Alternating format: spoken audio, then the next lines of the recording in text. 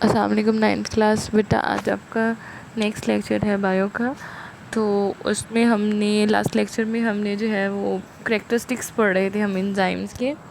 तो इसको हम आगे कंटिन्यू करेंगे। लास्ट लेक्चर में हमने जो है उसकी मतलब जनरली करैक्टर्स को पढ़ा था। आज जो है आपके पास कुछ इंपॉर्टेंट टर्मिनोलॉजीज़ यूज़ होंगी, उनको जो है हमने देखना है आगे। तो उसको कंटिन्यू करते हैं हम। अब आपके पास जो पहला पॉइंट है वो ये है, आज हमने इस पॉइंट की स्टडी करनी है कि only small portion of enzyme molecule is directly involve in a catalysis. The catalytic region is known as active site. ठीक है, अब वो क्या कह रहा है कि एंजाइम पूरा का पूरा एंजाइम जो है, इस डायग्राम को देखें तो आपको समझ आ जाएगी कि कह रहा है कि पूरा का पूरा एंजाइम जो है ये एक एंजाइम है। अब वो कह रहे हैं पूरा का पूरा एंजाइम जो है वो रिएक्शन में इन्वॉल्व नहीं होता। ठीक है, उसकी कुछ एक मखसूस जगह होती है जो कि इन्वॉल्व होती है रिएक्शंस को चलाने के लिए। तो वो मखसूस जगह जहाँ पर सबस्ट्रेट जो है आकर अटैच होगा, इस जगह को, स्पेशल जगह को हम क्या कहते हैं, एक्टिव साइट कहते हैं। ठीक है, एंजाइम के अंदर वो जगह जहाँ पर सबस्ट्रेट ने आकर अटैच होना है और उसको प्रोडक्ट में कन्वर्ट करना है, उस जगह को, स्पेशल जगह को हम क्या कहते हैं, एक्टिव साइट कहते हैं। मतलब ये जो सबस्ट्रेट है आपके पास, ये सबस्ट्रेट ये बस यहीं पर आकर ही अटैच हो सकता है और यहाँ पर अटैच होगा तो ये फिर प्रोडक्ट में कन्वर्ट होगा, अदरवाइज़ फिर ये प्रोडक्ट में कन्वर्ट नहीं होगा। ये सबस्ट्रेट आकर यहाँ अटैच हो जाए तब भी रिएक्शन नहीं होगा, ये सबस्ट्रेट यहाँ अटैच हो जाए तब भी रिएक्शन नहीं होगा, ये सबस्ट्रेट यहाँ अटैच हो जाए तब भी रिएक्शन नहीं होगा। कहाँ होगा? जब वो इस जगह पर अटैच होगा। इस जगह को क्या कहते हैं हम इस जगह को कहते हैं एक्टिव साइट। ठीक है, एक्टिव साइट कहते हैं। तो ये वो जगह है जहाँ पर एंजाइम ने किसको अटैच करना है, सबस्ट्रेट को अटैच करना है। उसने पहचानना है कि ये मेरा सबस्ट्रेट है, वो इस एक्टिव जगह पर, एक्टिव साइट पर आकर जो है इस जगह पर आकर क्या करेगा, अटैच हो जाएगा, इस जगह पर अटैच हो जाएगा आकर। इस जगह को फिर हम क्या कहते हैं, हम एक्टिव साइट कहते हैं। ठीक है, तो वो यही कह रहा है कि एंजाइम के अंदर जो है enzyme, only small portion of enzyme, ठीक है, only small portion of enzymes are involve, ठीक है, इन्वॉल्व होती हैं इन अ कैटालिसिस प्रोसेस। ठीक है, कैटालिसिस प्रोसेस मतलब किस रिएक्शन को तेज़ करने के लिए कुछ जगह, मखसूस जगह होती है एंजाइम की, जिसमें वो क्या करते हैं, आकर अटैच होते हैं। उस मखसूस जगह को क्या कहते हैं हम, एक्टिव साइट कहते हैं।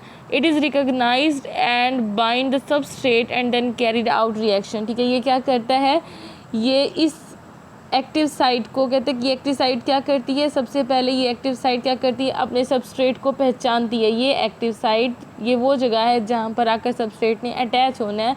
तो ये एक्टिव साइट क्या करती है, अपने सबस्ट्रेट को पहचानती है, उसको अपने साथ अटैच करती है। अटैच करने के बाद क्या करती है, रिएक्टेंट को, ये सबस्ट्रेट को प्रोडक्ट में फिर कन्वर्ट कर देती है। ठीक है, इसको हम बाइंडिंग साइट नहीं बल्कि बस एक्टिव साइट ही कहते हैं।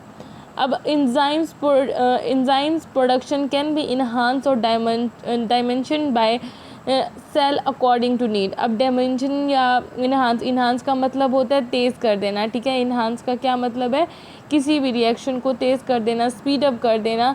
तो वो इन्हांस जो है, और डायमेंशन का मतलब होता है किसी भी रिएक्शन को जो है वो स्लो कर देना, ख़त्म कर देना, रोक देना। तो वो कह रहे हैं कि enzyme production can be enhance, हम एंजाइम की प्रोडक्शन को तेज़ भी कर सकते हैं और डायमेंशन मतलब रोक भी सकते हैं अकॉर्डिंग टू सेल नीड। मतलब सेल की जितनी ज़रूरत होगी उस ज़रूरत के मुताबिक हम क्या करेंगे, इसकी प्रोडक्शन को बढ़ा भी सकते हैं, कम भी कर सकते हैं।